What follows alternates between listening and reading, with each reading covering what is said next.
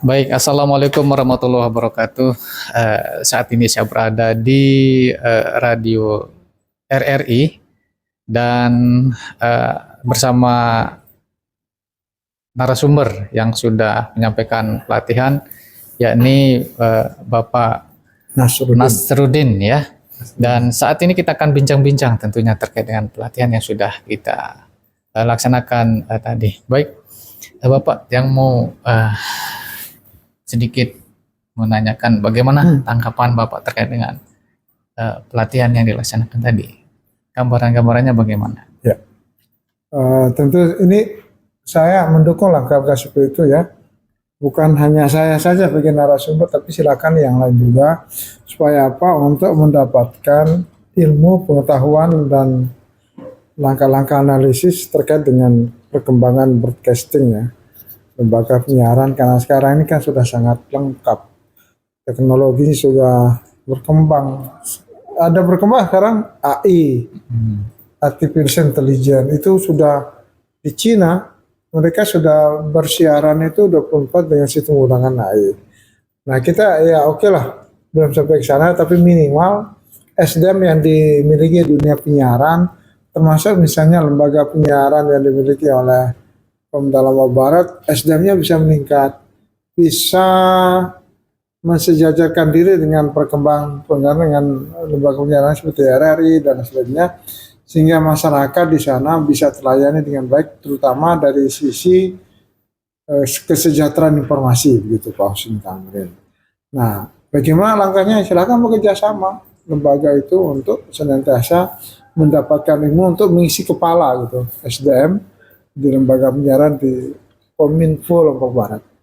Oke, kemudian untuk radio saat ini Pak, bagaimana cara kita menyikapi persaingan dari perkembangan teknologi saat ini Pak? Ya. Dari segi radio. Ya, di satu sisi terkikis gitu kan. Tapi kita harus yakin Pak Husin Tamrin bahwa radio itu oke, secara pendataan berkurang memang iya. Tapi hasil penelitian Nielsen yang dirilis pada tahun 2024, ternyata radio itu masih banyak pendengarnya. Sekitar catatan 22% gitu. Masih 22% masih banyak, walaupun memang didominasi oleh medsos. Nah, apa langkahnya? Pertama tentu harus kita tingkatkan kualitas SDM. Kualitasnya harus berkapasitas dan sebagainya. Yang kedua, langkah-langkah meningkatkan kapasitas itu tentu dengan diklat sebagaimana dilakukan oleh Kominfo. Yang ketiga adalah memperbanyak diskusi-diskusi. Artinya diskusi dengan mereka yang senantiasa selama ini berkonsentrasi mengembangkan tentang radio. Karena radio sekarang dia tidak cukup terestrial, tapi juga berkolaborasi dengan media sosial, kemudian juga terintegrasi dengan audio streaming. Langkah-langkah itu sudah banyak di masyarakat yang kita temukan. Radio silakan dengan karakteristiknya terus terus supaya dengan kemudahan, dengan tersegmentasi. Kemudian segmentasi dan utama adalah memikirkan apa kebutuhan pendengarnya. Kalau misalnya di udara tidak efektif, silakan melakukan off air, mengundang mereka untuk menjadi pendengar militan. Karena apa yang dilakukan oleh katakanlah Suara Surabaya sebagai sebuah lembaga penyiaran publik yang implementasi seperti itu, juga dia mengeluarkan dana untuk mendapatkan pendengar yang aktif untuk menelpon. Saya pikir itu yang dilakukan. Oke, terakhir Pak, untuk harapan ke depan ini perkembangan radio bagaimana?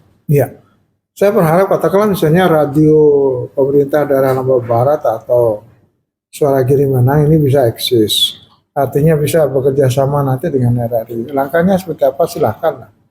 Saling bertukar informasi, saling bertukar SDM-nya, saling bertukar karya-karyanya, misalnya karya iklan, kemudian jurnalistik, lalu juga features, untuk kita saling bersiaran.